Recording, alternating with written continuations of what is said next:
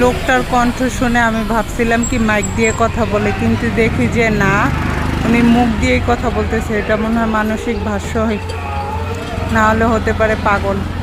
কি করে দেখে।